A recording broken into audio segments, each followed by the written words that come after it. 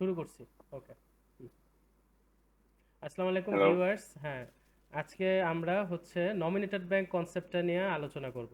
তো টপিক এটাই, এটা নিয়ে প্রয়োজনীয় যত তথ্যপাত্র আছে এটা নিয়ে আমরা ডিসকাস করব। সালমান ভাই বলেন। নমিনেটেড ব্যাংক নিয়ে কথা বলতে চাচ্ছি।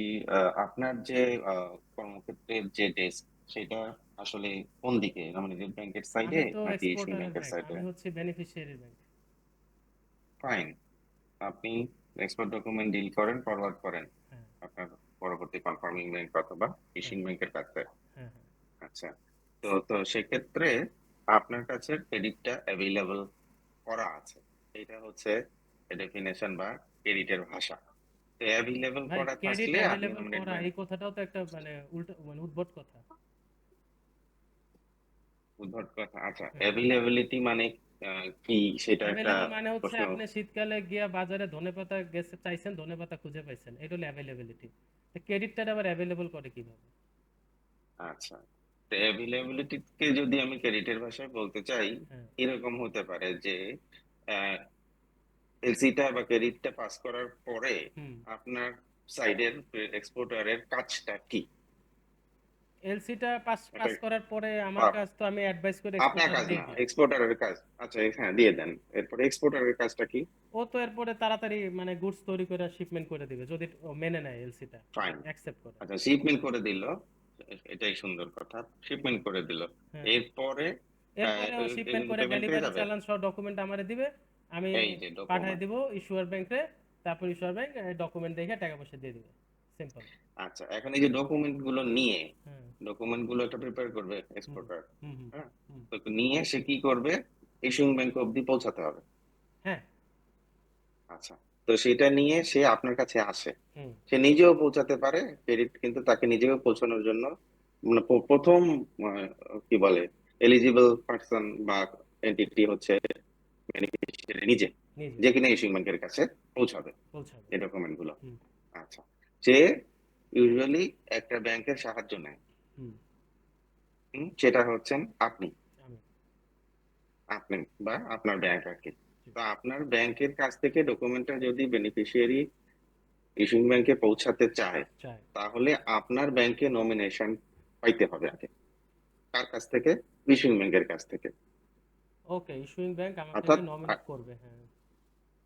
আচ্ছা, নমিনেটেড ব্যাংক হিসেবে সোজা আপনাকে কথা, ইস্যুইং নমিনেট ব্যাংক করা মানে হচ্ছে আমি ইস্যুইং ব্যাংকের রিসিভার, আমি আপত্তি নাই। আমি আমি রিসিভার, ও হচ্ছে মেসেজের সেন্ডার। এটাই তো নমিনেট করা। ও সেন্ডার হয়ে আমাকে আচ্ছা, রিসিভার হিসেবে সিলেক্ট করছে।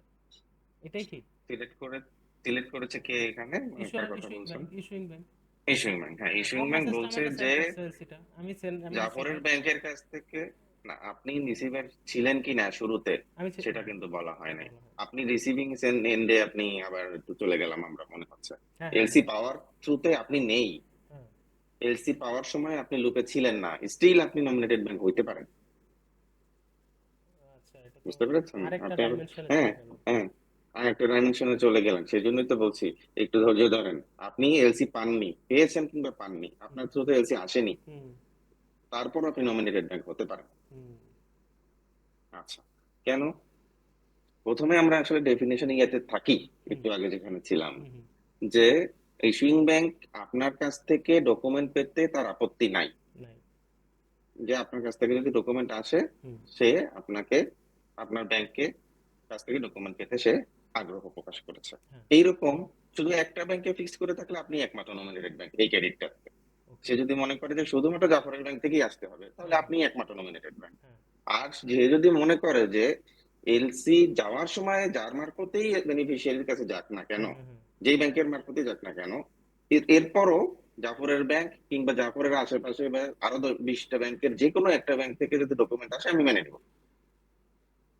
এটা কে ঠিক এটা করবে? করতে কি? এটা যদি এটাও বেনিফিশিয়ারি। নমিনেট, এটা ইস্যুইং ব্যাংকের ব্যাংকে ঠিক করবে যে এই বেনিফিশিয়ারিকে এই একটা সুযোগ দেওয়া, যে সে চুজ করতে পারবে তার এলাকার হুম, যে কোনো একটা ব্যাংকের মাধ্যমে ডকুমেন্ট আমার কাছে পাঠিয়ে দেবে। কারণ সে এলসিটা পাওয়ার পরে ডকুমেন্ট তৈরি করতে করতে করতে সে মনে করলো এখন জাফরের ব্যাংকের সাথে না, আমি পাশের ব্যাংকটাতে দিব। হুম, এই হুম, মুহূর্তে আমার মন চাইছে বা হুম। তার সবকিছু ফিট করে ওখানে, ভাই, সে এই যেন এই একটু ওখানেও যেতে ইন্টারাপ্ট পারে। করি, একটু ইন্টারাপ্ট করি। এটাই কি হুম। সেই কথাটা, LC available with any bank in Bangladesh? এই ইয়েস, কথাটাই কি এই লাইনটা বলে দেয়? এই কথাটাই এনি ব্যাংক ইন বাংলাদেশ বলে দেয়। তো আমি ভাই এই লাইনটা পড়লে ওই অ্যাভেলেবল ট্রাস্ট মি, এই লাইনটা পড়লে আমার মেজাজটা এত খারাপ হয়ে যায় মানে কাজ করতে গিয়ে। কারণ আমি দেখি আমার পার্টি আমার কাছ থেকে অ্যাডভাইস করে এলসি নিয়ে, আমি ব্যাংকের নাম বলি সমস্যা নাই, এনসিসি ব্যাংকের কাছে যায়, এই ইসের কাছে যায়, মিডল্যান্ডের কাছে যায়, সমস্যাটা কি? আচ্ছা, এনবিএল এর আমি কাছে আসি যায়, গিয়া এনবিএল আপনার থেকে আবার ই করায়া আবার ওই ইস্যুইং ব্যাংক এইচএসবিসির কাছে পাঠায়। মানে মানুষ কেন জিনিসটা জটিল করে ভাই? আচ্ছা, তাহলে আসি না, এখন জটিলতার এটাই প্রয়োজন আছে বলেই তো আমাদেরকে ক্রেডিট পারমিট করে। হ্যাঁ, পারমিট করে, তা হ্যাঁ। আসেন এই সিনারিও, এই গল্পটাই তো আসলে আগে দরকার ছিল। হ্যাঁ। তো আপনার কাছ থেকে এলসি অ্যাডভাইস করে নিয়ে গেছে, কিন্তু সে যেন আরেকটা ব্যাংকেও সে ডকুমেন্ট প্রেজেন্ট করতে পারে, হুম। এই ওপেননেসটা কিন্তু ইস্যুইং ব্যাংক দিয়ে রেখেছে। হুম। চাইলে সে নাও দিতে পারতো। না এটা এখন পারে। এইটা আপনার আপনার চাওয়া পাওয়ার উপরে ডিপেন্ড না করে আসলে প্রথম চাওয়া পাওয়া বেনিফিশিয়ারি। জি, সে ক্লায়েন্ট তার চাওয়া পাওয়া। হ্যাঁ, আচ্ছা, বেনিফিশিয়ারি সেটাকে ওপেন রাখতে চায়, কিংবা হুম। ইস্যুইং ব্যাংক সেও চায় কিনা যে এই একটা ব্যাংক বা একাধিক ব্যাংকের আমি ওপেন রাখবো। হ্যাঁ, হ্যাঁ, হ্যাঁ। আচ্ছা, এখন পাওয়ার সময় আপনার সাথে যেটা ক্রেডিট লাইন ছিল, হুম। এলসিটা পাওয়ার সময় মনে করেন আপনি অ্যাডভাইজিং ব্যাংক, হুম। ওই সময়টাতে সে এলসিটা পাওয়ার জন্য আপনাকে শুধুমাত্র ইউজ করেছে বা আপনাকে জি। আপনার মারফত পেয়েছে, হুম। কিন্তু যখন কিনা ডকুমেন্টটা প্রেজেন্ট করতে চাই বিষয়টা গেল, হলো ভাই ওই যে কাকের বাসায় কোকিলের ডিম, একেবারে খাটাখাটনি না না, আনাগুলি। আপনি একটু সে একটু সে বোঝার সে চেষ্টা করেন। গিয়ে কেন আরেক জায়গায় যাচ্ছে? হ্যাঁ বলেন, হ্যাঁ। আপনি একটু বোঝার চেষ্টা করেন না, হুম। আগেই কিন্তু হুম। আপনি এখনো ইয়া মোডে আছেন, আমার হুম। মনে হয় এটা কেটে যাবে আপনার। আচ্ছা, হ্যাঁ তো বলেন। যখন আপনার ক্রেডিট লাইনটা সে দেখতে গেল যে আপনি তাকে যে একটা লিমিট দিয়েছেন হুম। বাৎসরিক হুম। ডকুমেন্ট প্রেজেন্ট করার, যে একটা নাম্বার দিয়েছেন এবং অ্যামাউন্ট দিয়েছেন, সেটা বার্স্ট করে, এটাকে আমরা ক্রেডিট লাইন বলি যদি বলি। অর্থাৎ আপনার কাছে ডকুমেন্ট প্রেজেন্ট করার তার কুশন নাই। আচ্ছা ভাই, আপনি ক্রেডিট লাইন বার্স্ট করার ইস্যু যেটা আবার বলছেন, এটা হচ্ছে যে হ্যাঁ, যারা এলসিটা 100% ক্যাশ মার্জিনে করে না তাদের গল্পে চলে গেছেন, যে তখন সে বিভিন্ন ব্যাংকের সাপোর্ট নিচ্ছে। ফার্স্টে আমরা হ্যাঁ, আপনার সাথেই একটা ক্রেডিট লাইন আছে, আপনি তো তাকে উম, কি বলে কোটি কোটি ডলারের তার প্রেজেন্টেশন হয়, ডকুমেন্ট হয় এক্সপোর্ট ভাই হয়। এখানে একটা আপনার কথা, হয়তো এখানে একটা আপনার কথা সেটা আছে, নেই, এখানে একটা কথা আছে। আপনি তো লিমিট করে রেখেছেন আমার কাছে তাকে। তার কোনো ক্রেডিট লাইন নেই। আমি তাকে এলসি অ্যাডভাইস করে দিই, সে কালেকশন ডকুমেন্ট তার জন্য পাঠিয়ে দিই, কোনো ক্রেডিট লাইন নেই এই ক্ষেত্রে। ক্রেডিট লাইন নাই এখন, এই মানে ক্ষেত্রেও সে, আচ্ছা যাই হোক, এই হ্যাঁ। ভিডিও কাটতে হবে, কারণ আপনার সেই নিজের ক্রেডিট লাইন না আছে, না থাকলেও হ্যাঁ, হ্যাঁ। সেটা হচ্ছে তাহলে সর্বোচ্চ ক্রেডিট লাইন হিসেবে থাকবে একজন এক্সপোর্ট পলিসি অর্ডারে যতটুকু একটা এক্সপোর্টার পারমিট করতে পারবে আপনার থ্রুতে। অর্থাৎ লিমিট একটা থাকবেই, এটা নাই বলতেছেন, সেটার উপরে যেতে হবে। আপনি হয়তো এই ভিডিওটা এখান থেকে কাট করবেন, আপনাকে বলছি যে নাই থাকার কোনো যুক্তি নাই। যুক্তি নেই, ওকে। আপনি কোটি কোটি ডলার আপনার মাধ্যমে সে একটা 100 বছরে প্রেজেন্ট করতে পারবেন না, সেটার লিমিট আবার এক্সপোর্ট পলিসি অর্ডার আপনাকেই দেওয়া আছে ব্যাংক হিসেবে। তো ওইটা তার মানে লিমিট একটা আছে। ওকে, আচ্ছা। তো সেক্ষেত্রে ইসে বোঝানোর জন্য মানে আমাদের ভিডিওর স্বার্থে একটা লিমিট থাকবেই। ওকে, থাকবে। প্রথমত লিমিট লিমিট পাস করতে পারে, লিমিট না পাস করলেও তার এই মুহূর্তে সে তার প্রেজেন্সটা আছে চট্টগ্রামে জি। অথবা গাজীপুরে হ্যাঁ। কাছে, তাই সেই ডকুমেন্টটা নিয়ে ওই ব্যাংকটাতে খুব তাড়াতাড়ি ইজিলি মুভ করতে পারছে। জি। আপনি ডকুমেন্ট প্রেজেন্ট করলে এটা নেগোশিয়েট করতে চাচ্ছেন না, সে জানে। হ্যাঁ। হুম, এমন হতে পারে যে আপনি আসলে এটাকে নেগোশিয়েট করার প্রয়োজন হবে, আপনি নেগোশিয়েট ভাই করার মুডে নাই। লোকেশন প্রেফারেন্স অবশ্যই বড় ব্যাপার, এটা হইতেই পারে। লোকেশন একটা ব্যাপার, আর জি। একটা হচ্ছে ধরেন যে আপনার তার নেগোসিয়েশনের যে আইডিবিপি লিমিট বা কি বলে আহ, জি। এই ফাইন্যান্সের যে আইডিবিপি লিমিটটা, লিমিট, হ্যাঁ, হ্যাঁ, এইটা তো এটা। এটা তো এটা তো নিশ্চয়ই দিয়েছেন আপনি হ্যাঁ, তাকে। হ্যাঁ, এটা হ্যাঁ, নাই তার কাছে, হয়তো মানে শেষ হয়ে গেছে হতে এটা পারে। এটা এটা শেষ হয়ে গেছে তার হুম। সাথে, তো হুম। সেজন্য সে জানে যে এই ডকুমেন্টটা আপনার কাছে প্লেস করলে সে এই নেগোসিয়েশনটা পাবে না। পাবে তো না। সেই জন্য এই ধরনের একাধিক কারণে সে অন্য ব্যাংকে চুজ করতে পারে, এবং সেই আহ, আহ, সুযোগ তাকে দেওয়া উচিত। জি। এখন কি মনে হচ্ছে না যে আপনি হয়তো তাকে অনার করতে পারতেন না, ফ্যাসিলিটেট করতে পারতেন না হ্যাঁ, হ্যাঁ, ব্যাংক হ্যাঁ, হিসেবে? হ্যাঁ, হ্যাঁ। সে জি। তার তো ডকুমেন্ট নিয়ে কোথায় যাবে? হ্যাঁ, সেই জন্য সে 10টা ব্যাংক খোলা রেখেছে এবং তার সুবিধা মতো যে কোনো জি। ব্যাংকে জি। জি। চুজ করে। ওকে। হ্যাঁ, এমনও হতে পারে যে আপনার ব্যাংকে এখন অনেক বেশি দিয়ে ফেলছে, তাকে 10টা ব্যাংকে সন্তুষ্ট রাখার জন্য হলেও হুম। ওই ব্যাংকে আমি এই বছরে একটাও ডকুমেন্ট দেই নাই, আমি ওই ব্যাংকে এখন একটা দিই। হুম। যে কোনো সার্কামস্টান্সে বেনিফিশিয়ারির তার ইচ্ছা বা সুযোগকে বা তার ফিটিং জি। ঠিকঠাক জি। জি। হ্যাঁ। করার জন্য হ্যাঁ, ক্লায়েন্টের এটা আসলে ওপেন ইন্টারেস্টটা রাখা যদি দেখে। ভালো। জি। জি। এবং এটা ভালোও, কিন্তু আপনি কিন্তু যখন নিজে পারছেন না, তাকে রেস্ট্রিকশন না দিয়ে আরেকটা ব্যাংকে আপনি বলছেন অন্য জি ব্যাংকে আর এটা ভাই গতকালকে বিগত দিনে কখনো যদি এই এলসিটার আন্ডারে ওর সাথে লিখিত কমিউনিকেশন করে থাকেন হুম যে আমি এটা তুমি আমার কাউন্টারে প্রেজেন্টেড হলে আমি এটা নন বা নেগোশিয়েট করব, হুম এই কথা যদি বলে থাকেন তাহলে আপনি বাদ। যদি এ ধরনের কমিউনিকেশন না করে থাকেন তাহলে আপনি এই মুহূর্তে প্রেজেন্টেশনের সময় আপনি তাকে ফিরিয়েও দিতে পারেন, ক্লিয়ার, যে আমি অনার নেগোশিয়েট করার মুডে নাই, হ্যাঁ, আমার আমার আমার অপশন নাই, আমার এই মুহূর্তে পজিশন নাই, হ্যাঁ, তো তুমি অন্য ব্যাংকে যাও, অথবা অনার নেগোসিয়েশন সারা শুধুমাত্র আমি ডকুমেন্টটা পাস করি, আমি তোমাকে কোনো অনার নেগোসিয়েট করলাম না, আমি ডকুমেন্টটা শুধুমাত্র এশিয়ান ব্যাংকের কাছে পৌঁছে দিই, হুম এই কথা আপনি বলতে পারেন যদি এর আগে ওর সাথে কোনো আন্ডারটেকিং এ না জড়িয়ে থাকে। এই কথাটা বলছে 1 নম্বর ব্যাংক, 1 নম্বর ভাই প্লাস। আমার কাছে আসলো আমি তাকে সোজা কথা রিজেক্ট করতে পারবো, এটাই তো কথা। ভিজিট করতে পারবেন কি করতে? কনফার্মিং ব্যাংক যদি আমি না হই, যে ভাই আপনার হ্যাঁ ডকুমেন্ট ধরার আমার টাইম নেই, বা I am not ready to হ্যাঁ টাচ ইউর সেই ডকুমেন্ট। হ্যাঁ সেই ক্ষেত্রে মানে আপনার যে কোনো ধরনের কারণে আপনি তাকে রিফিউজ করতে পারেন নেগোশিয়েট করতে অথবা অনার করতে, এটা আপনি রিফিউজ করতে পারেন, হ্যাঁ, এটাই বলছি। যদি কিন্তু যদি এর আগে আপনি বলে থাকেন যে না এই এলসির আন্ডারে আমি নেগোশিয়েট এবং অনার করবোই, হুম হুম। তখনই তুমি আসো, এই ধরনের আন্ডারটেকিং করলে কিন্তু আর মানে করতে পারছেন না। ভাই তাহলে অপশন, এই আন্ডারটেকিংটা কিভাবে হয় নরমালি? ওকে, গুড, এই জন্যই তো আহ, ভালো প্রশ্ন, ভালো সময়। হুম তাহলে এইটা এই এলসি নিয়ে কখনো না কখনো আপনাকে আসতে হতো আপনার কাছে, তার হুম মানে অ্যাডভাইজিং আপনার মারফতে হুম হতে হতো। হুম যখন আপনি অ্যাডভাইস করেছেন হুম সাধারণত ওই অ্যাডভাইজিংটা মানে এলসির কপিটা তাকে পৌঁছে দেওয়ার সময় একটা ফরওয়ার্ডিং দিয়েছেন হয়তো, হুম যে আমি তোমার এই এলসিটা অমুক ব্যাংকের কাছ থেকে পেয়েছি, হুম আমার কাছে অ্যাপারেন্টলি জেনুইন মনে হয়েছে এবং এর টার্মস এন্ড কন্ডিশন আমি তোমাকে প্রেজেন্ট দিচ্ছি, করলাম দিলাম। তুমি তোমার ব্যবস্থা করো। ওই সময় আপনার ফার্দার পজিশন কি হবে, এই হুম এলসিটার পরবর্তী কনসিকুয়েন্স এর জন্য কতটুকু দায়িত্ব আপনি নিচ্ছেন, হুম আসলে আপনি এটা বলে দেন যে তুমি যদি মনে করো নমিনেটেড ব্যাংক হিসেবে আমাকে ডকুমেন্ট প্রেজেন্ট করবা, হুম তখন আমি তোমার এটাকে অনার নেগোশিয়েট করবো, হুম তুমি আমাকে লিয়েন ব্যাংক হিসেবে চুজ করতে পারো, হুম। এই কথা আপনি বলে দেন। সাধারণত দেখেন তো আপনার ফরওয়ার্ডিং গুলোতে এই কথা আছে, ওকে ওকে। হ্যাঁ, যদি না থাকে তার মানে আপনি শুধুমাত্র পৌঁছে দিয়েছেন, আর যদি থাকে তার মানে আপনি বাঁধনে জড়িয়েছেন। আচ্ছা, তো সে যে অ্যাডভাইস করে সে কি হুম, সবসময় কনফার্মিং ব্যাংক হবে? নো। কনফার্মিং ব্যাংকের এখানে প্রশ্ন আসছে না, কনফার্মিং ব্যাংক সবসময় হবে না, আমি শুধু অ্যাডভাইজিং ব্যাংকের কথাই বলছি। অ্যাডভাইজিং তো ব্যাংক হলেও সে এখনো, ওই অনারেবল নেগোশিয়েটের কথাটা বলে দিবে যে তুমি ডকুমেন্ট দিলে আমি নেগোশিয়েট জি করে নেব। অবশ্যই অবশ্যই অবশ্যই অবশ্যই, হ্যাঁ, কিন্তু নমিনেটেড কনফার্মিং ব্যাংকের ব্যাংকের, কথা না, জাস্ট অ্যাডভাইজিং ব্যাংকেরই কথা বলতেছি যে হ্যাঁ আমি কমিটমেন্ট হ্যাঁ, দিলাম তুমি অনার নিয়ে আসো। নেগোশিয়েট যে কোনো ব্যাংক করতে পারবে, করতে পারবে যে না। কোনো ব্যাংক করতে পারবে, নমিনেটেড ব্যাংক, কনফার্মিং ব্যাংক, হ্যাঁ, হুম। করতে পারবে। ভাই। তো এবং সেই নাম এই কথাটা সেইটা অ্যালাউ করেছে আপনাকে নমিনেট করার মাধ্যমেই ইস্যুইং ব্যাংক, জি জি জি আপনাকে অনার নেগোশিয়েট করতে অ্যালাউ করেছে ইস্যুইং ব্যাংক, আপনাকে অ্যাভেলেবিলিটি দেওয়ার মাধ্যমেই জি শুরুতেই আপনাকে এই এই এখতিয়ার দিয়ে দিয়েছে। জি। তো এখন তারপরও তারপরও আপনার ইচ্ছা অনিচ্ছার ব্যাপারটা এখানে আসছে, যে আপনি যদি ইস্যুইং ব্যাংকের ইজাজত আপনার কাছে আছে, হ্যাঁ হ্যাঁ।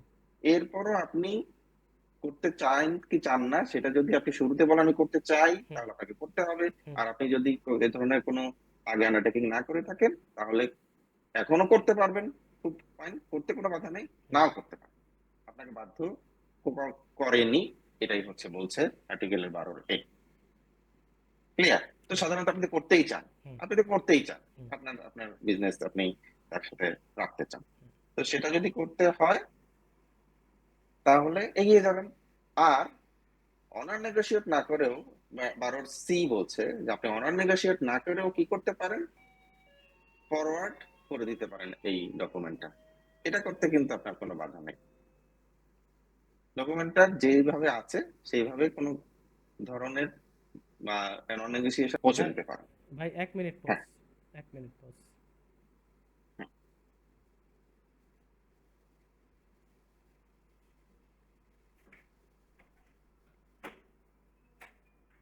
আমার ভিডিও চলতেছে, ভিতরে যাও। 5টা minute R 5 minute.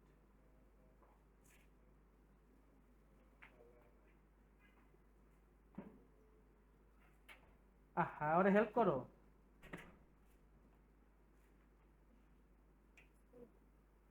5 minute, 5 minute please যাও।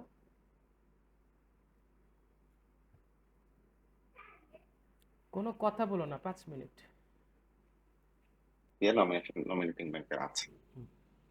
তো এই সংক্রান্ত আমরা কিছু কিছু কথা বলেছি, নমিনেশন, ভাই অ্যাভেলেবিলিটি জুম এবং তার আমাকে, আন্ডারটেকিং। হ্যাঁ জুমে আর মনে হয় 5-7 মিনিট আছে, আমরা নমিনেটিং ব্যাংকের মানে একটা, যথেষ্ট হ্যাঁ সময়। হ্যাঁ হুম, করে ফেলো। আমরা আসলে এইটাতেই থাকবো। হ্যাঁ তো ওর ওর এর আশেপাশে আপনার কোনো বক্তব্য বা ভাই, রিলেটেড কোনো জিজ্ঞাসা আছে কিনা?